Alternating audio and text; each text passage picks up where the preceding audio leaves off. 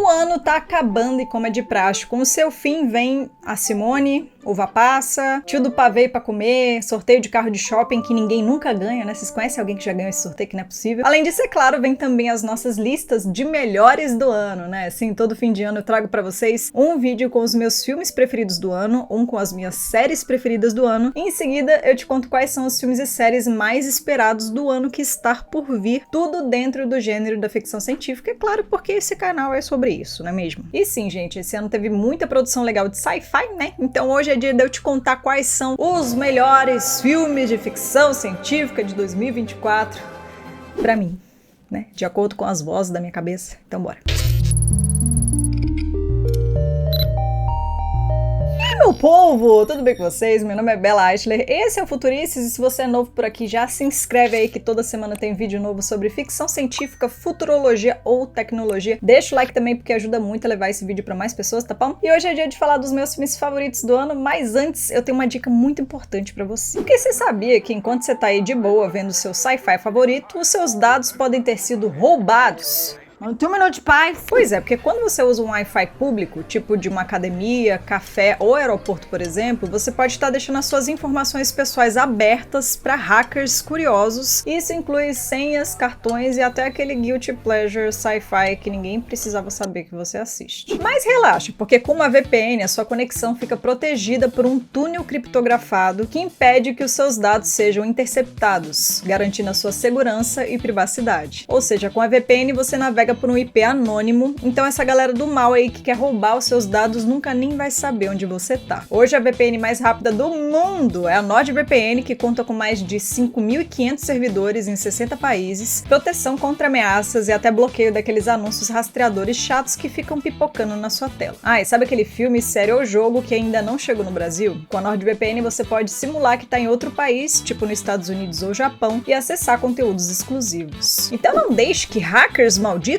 roubem a sua diversão. A NordVPN está com uma promoção incrível agora de 2 anos de plano com 4 meses de graça e para aproveitar é só clicar no link que está na descrição e partir para sua maratona sci-fi com muita cibersegurança com a NordVPN. E agora que você, meu cara futurístico, já sabe como ficar cyber protegido, bora pro nosso ranking, começando com Robô Selvagem, que fica em 5º lugar. Nesse filme a gente acompanha a história da Ross, uma robô que depois de um naufrágio acaba isolada numa ilha desconhecida. A partir daí ela precisa aprender a sobreviver e não tem manual de instrução para isso. Então ela se vira nos 30 para se adaptar ao ambiente, fazer amizade com os bichinhos e até cuidar de um pequeno ganso órfão. Baseado na série de livros de mesmo nome do Peter Brown, Robô Selvagem é dirigido pelo Chris Sanders, que também é a mente por trás de Como Treinar o Seu Dragão e Lilo e Stitch. E o que mais me surpreendeu sobre esse filme é como ele conseguiu equilibrar com tanta leveza uma aventura animada com questões mais profundas que ficam ali no subtexto. Na verdade, você começa achando que tá só vendo um filme fofinho sobre robôs e uns animais, mas de repente tá pensando sobre isolamento, adaptação e até o impacto da tecnologia no nosso mundo. E o mais incrível é que ele faz isso sem ficar pesado ou pretensioso, sabe? É uma obra que conversa com todo mundo, seja você uma criança encantada com a mamãe ganso robô ou um adulto refletindo sobre o que significa pertencer e cuidar. Além disso, o visual do filme é belíssimo, tá? A animação é muito fluida, muito bem feita. As cenas da ilha, em especial, são de tirar o fôlego, cheias de vida e cor. Então fica aí a dica de um filme leve, de encher o zóio, que é um mix de emoção, aventura e reflexão, pra você ver sozinho ou com seu filho, seu sobrinho ou qualquer outro pitucho que faça parte aí da sua vida. Robô Selvagem tá disponível para aluguel no YouTube, no Prime Video e também na Apple TV.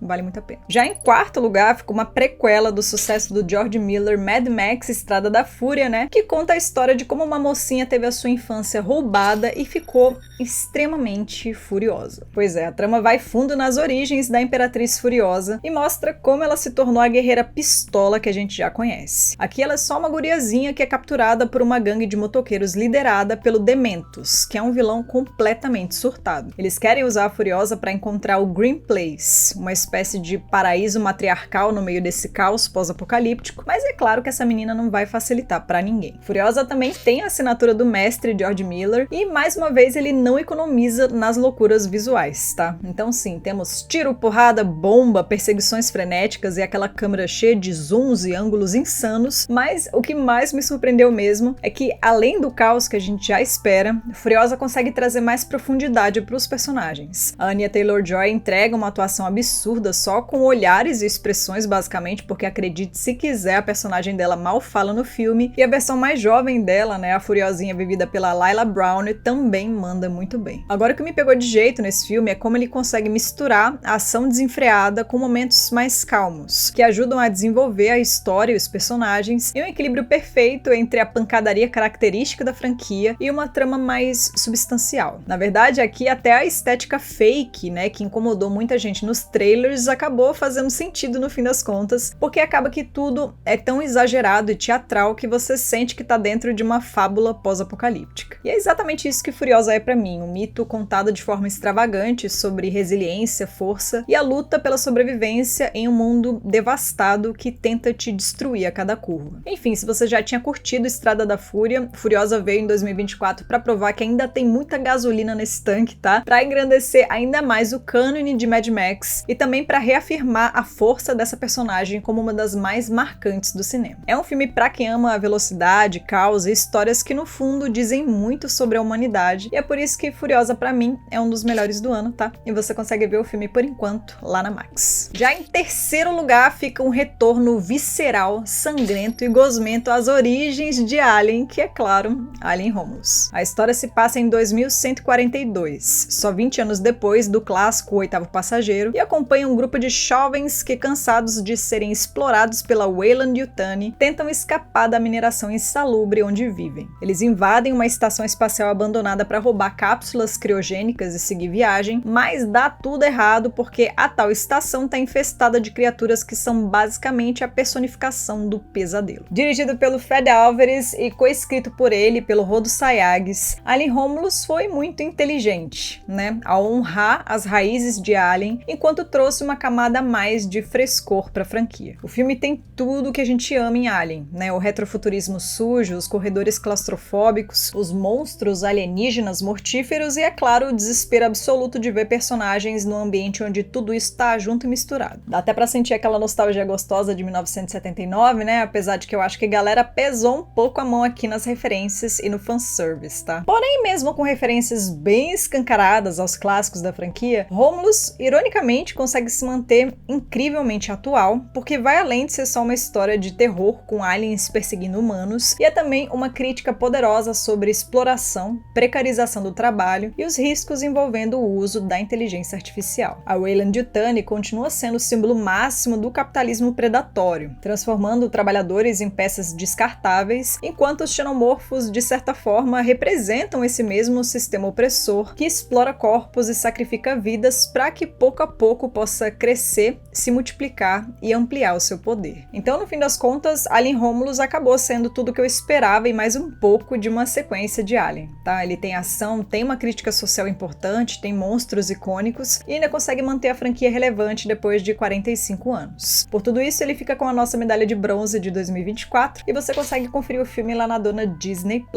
Já a medalha de prata e ouro, eu confesso que eu fiquei bem dividida, tá? Foi um pouco difícil decidir esse pódio, mas no fim eu acabei dando o segundo lugar pro polêmico e disruptivo A Substância. O filme acompanha a história da Elizabeth Sparkle, uma ex-estrela de Hollywood que, depois de ser descartada pela indústria por conta do envelhecimento, decide recorrer a uma droga experimental chamada A Substância. A princípio parece que ela encontrou a solução dos sonhos, mas as coisas saem completamente do controle quando, num processo bizarro e grotesco, nasce das suas costas a Sue, uma versão jovem e idealizada dela mesma. Só que para Sue existir, a Elizabeth também precisa continuar ali. Na verdade, elas são uma só, e essa convivência logo vira uma disputa feroz que vai escalando para algo muito mais sombrio. Dirigido, escrito e produzido pela super Coralie Fargeau, A Substância é uma crítica ácida, exagerada e completamente necessária à ditadura da beleza, ao machismo e à objetificação feminina. Cada cena é um soco visual, né, com close-ups desconfortáveis, cores vibrantes e um design de som que eu só consigo descrever como um ASMR dos infernos, porque ao invés de relaxar te deixa inquieta, apavorado e às vezes enojado também. E vamos combinar que a escolha da Demi Moore como a Elizabeth não podia ser mais perfeita, né? A atriz traz uma camada extra de profundidade pro papel, afinal ela mesma já passou na vida real por muitas pressões que o filme critica. E o que faz A Substância ser tão marcante não é só o horror explícito, né, que aqui ultrapassa qualquer limite possível e imaginável, mas também a coragem da Fargeau em usar usar o exagero para explorar questões que são muito reais, questões essas que só poderiam ser expostas com tamanha precisão na tela por uma mulher, né? Desde o auto-ódio que as mulheres aprendem desde muito cedo, até a crítica ao olhar masculino que consome e descarta corpos femininos como se fossem produtos. É exatamente por isso que pra mim A Substância é o segundo melhor do ano, tá? Não só pelas atuações impecáveis da Demi Moore e da Margaret Qualley, mas também pela forma poderosa em como a Fargeau usa o horror para expor monstros que a sociedade cria ao impor expectativas estéticas impossíveis. Com certeza é um filme desafiador, né, que provoca, perturba e deixa uma reflexão que fica ecoando ali depois que os créditos acabam, e você consegue conferir A Substância por enquanto na Apple TV e também no Prime Video. E por fim, mas com certeza não menos importante, fica o filme de sci-fi do ano pra mim,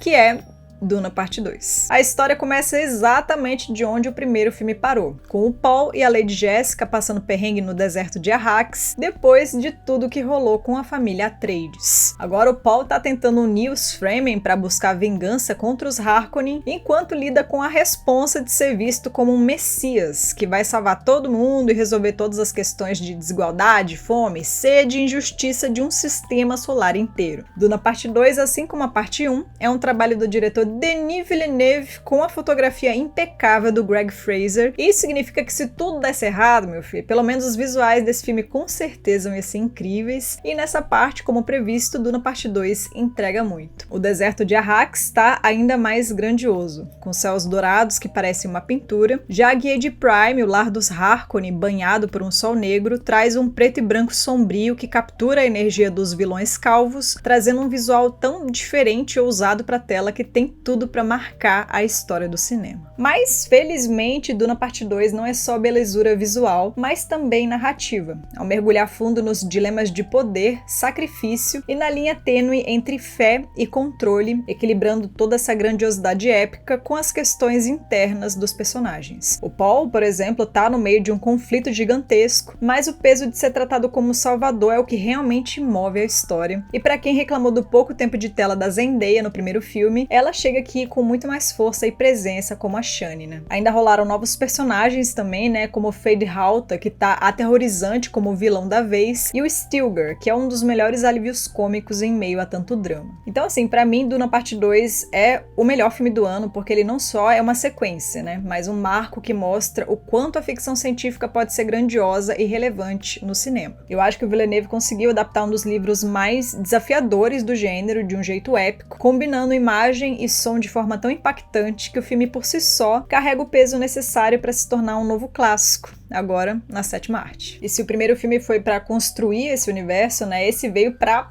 explodir as portas de vez. Então, se você ainda não viu, pelo amor de Lisan Al-Gaib, corre pra ver as duas partes de Duna que já estão disponíveis na Max e também na Apple TV. E pra deixar uma dica extra pra você que também quer sair do óbvio, né, sair do mainstream, outros 3 filmes que eu vi esse ano e gostei bastante são Os Horrores de Cadu Lake, disponível na Max, Meu Amigo Robô, disponível na Prime Video, e A Outra Forma, disponível por enquanto só nos cinemas. E pra fechar, bora pra nossa dica de produtor ou divulgador de sci-fi de hoje. Hoje eu quero indicar para vocês o Ale Santos, que segundo a Science Fiction Research Association é o autor afrofuturista mais popular da nova geração. O trabalho dele é uma mistura incrível de ficção científica, cyberpunk e cultura afro-brasileira, com histórias que exploram temas como afrocentralidade, ancestralidade, resistência e futuros imaginativos. Além disso, o Ale usa a literatura como uma ferramenta para levantar questões sociais e políticas super importantes, sempre colocando a comunidade negra no centro das suas narrativas e mostrando possibilidades para construir futuros mais diversos e inclusivos. E, gente, a trajetória do Ale é impressionante, tá? Em 2013, ele representou o Brasil na antologia de sci-fi Cautions, Dreams and Curiosities, The Tomorrow Project. Já em 2020, ele foi finalista do Prêmio Jabuti com o livro Rastros de Resistência e venceu o Prêmio Sim à Igualdade Racial na categoria Representatividade em Novos Formatos, fora que nesse mesmo ano ele foi eleito um dos 50 50 brasileiros mais criativos pela Wired Festival. Mas calma que não para por aí não, tá? Porque em 2022 o Ale lançou o romance afrofuturista O Último Ancestral, que foi finalista do CCXP Awards e do Jabuti de novo, e além disso ele foi reconhecido como uma das 100 personalidades negras mais influentes da lusofonia, o que só reforça o impacto do seu trabalho dentro e fora do Brasil. E se você acha que ele já fez muito, calma, que em 2023 o Ale ainda roteirizou La Bestia para Assassin's Creed Visionaries e atualmente ele escreveu uma história para a coletânea em HQ Tesouros de Ganor, do Jovem Nerd, e ainda é um dos roteiristas do game Midnight Dreams, uma aventura de horror psicológico com sci-fi desenvolvida pela Extraordinary Games. Para fechar, ele ainda está trabalhando agora em um novo projeto de cyberpunk e afrofuturismo com a HarperCollins Brasil, que já promete ser incrível. É mole, Brasil? Pois é, o trabalho do Ale é a prova de que a ficção científica pode ser tão transformadora quanto empolgante, então vou deixar os links das redes dele aí na descrição para você acompanhar tudo de perto, porque vale muito a pena mesmo. Mas e aí, você já conhecia o Ale? E qual é o seu ranking de melhores filmes de sci-fi do ano? Me conta aí embaixo, e se você gostou desse vídeo, se foi útil para você, não esquece do like e da inscrição, que ajuda um montão. Um beijo e a gente se vê no futuro.